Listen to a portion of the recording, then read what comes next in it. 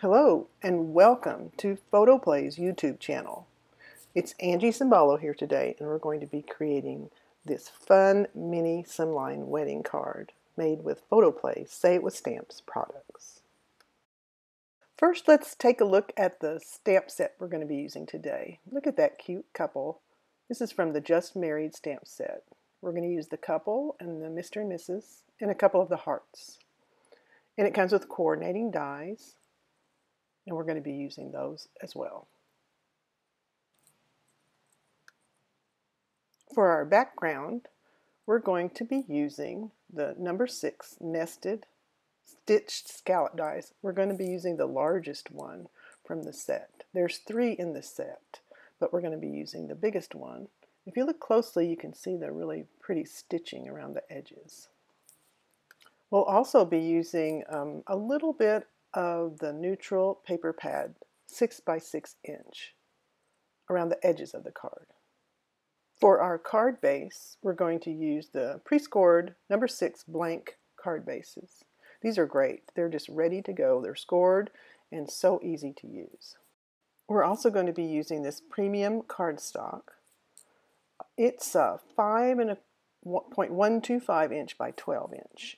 And we're actually going to cut it in half. I love this paper for coloring, and I love to cut it in half because look how it fits perfectly in my mini stamping platform. Okay, so let's get started with some stamping and some heat embossing. I'm prepping my surface with my anti-static tool. I'm going to stamp the images in black ink and heat emboss them in clear. I'm working on my glass mat for this part because I like to use a glass mat when I'm heat embossing, or working with anything messy like paints or inks. Later on, I'll be switching to my green cutting mat for coloring. I like to use a cutting mat when I'm not using my heat tool or messy products because it's a lot easier to clean. Once I'm done heat embossing, I'm going to die cut the image and color it with markers, pencils, and a gel pen. I'll speed up the coloring and add some music and be back in a minute.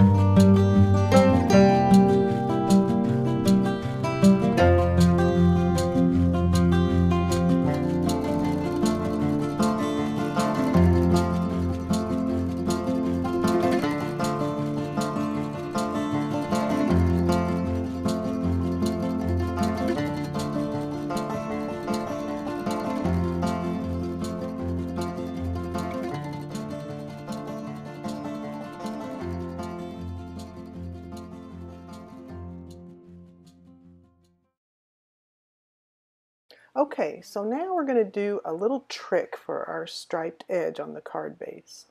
Our paper is only 6 inches long and the card base is 6¼ inches. So here's how we're going to do that. You're going to need to cut little strips. I cut about 1/4 inch strips from the top to the bottom of the paper and also from side to side. You're going to need to do that so that we can piece it together and match all of those diagonal stripes. I'm getting my card base folded, and look here, you can see that the paper is just a tiny bit too short to add it to the edges of the card, and we're going to try to fix that by piecing strips together.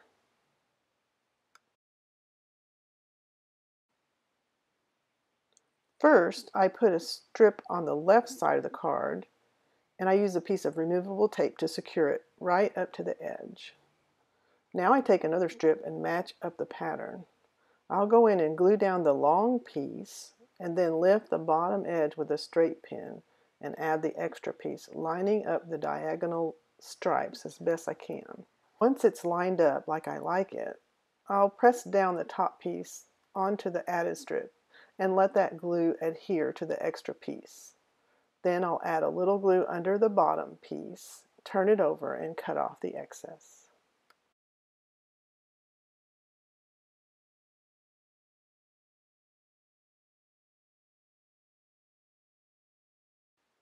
Now you're going to do the exact same thing on the other side. And you can see I'm going to be trying out different strips that I've cut to see if the top strip will be easy to match or not. I'm trying to put matching pieces on both sides. So see that little black corner on the left right up there? I want to pick another strip that matches that so they're similar.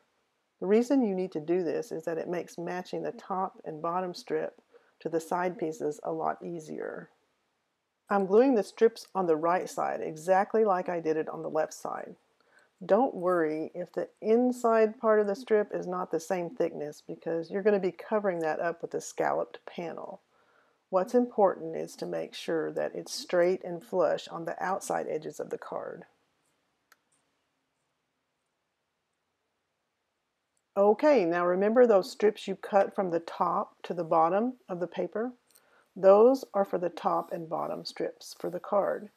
If you use the side-to-side strips you cut, your diagonal lines will be going in the opposite direction.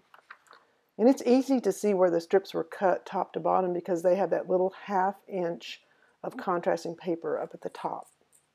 So now all you have to do is take a little time lining up the diagonal stripes for your top piece with the side pieces before you glue them down.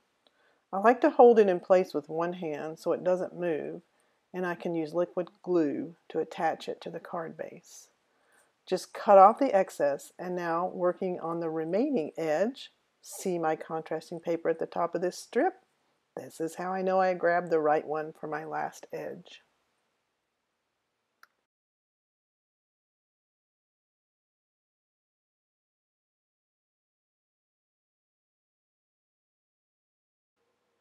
And there you have your striped edge for your card using 6-inch paper.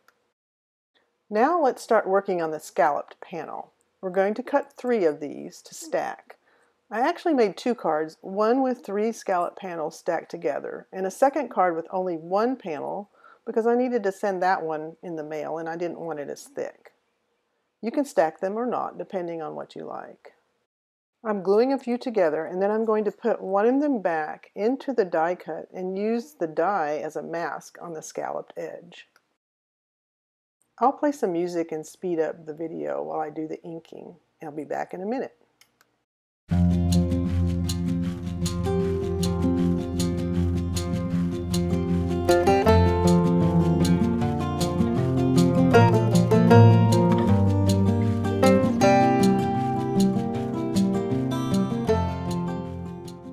Now look at that beautiful edge you get from masking with the die.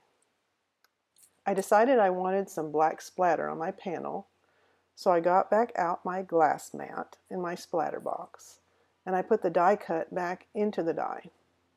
I used a little black acrylic paint with water and an old paintbrush for my splatters. Just to check, I removed the panel and tested the splatter inside the box to make sure I like the consistency of the mix. Be sure to cover or move anything that you don't want to get little black dots on, because sometimes even with the splatter box, the paint flies everywhere. Sometimes I bang the brush on my finger, and other times I tap it on the sides of the box. When I'm happy with the look, I use my heat tool to dry the splatters, then clean off my dye. Okay, so now it's time to put the card together. I arrange the images and sentiments on the card front and glue everything down except for the cute little couple.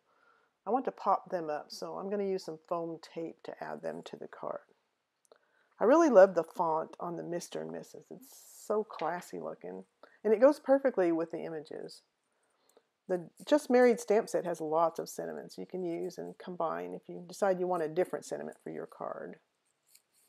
There's the large Mr. and Mrs., but there's also a best wishes and a separate congratulations stamp that you can combine with two other sentiment strips.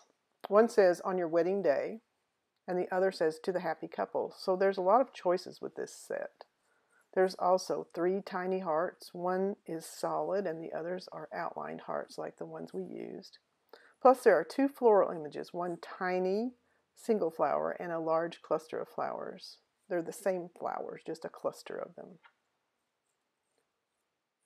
There's also another large, adorable image, and that is the couple riding off in a Volkswagen Bug. So cute.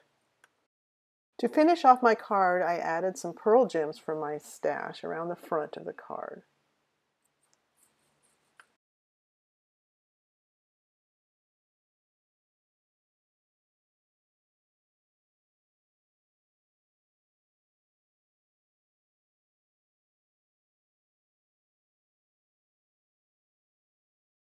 And lastly, I added glossy accents to the hearts.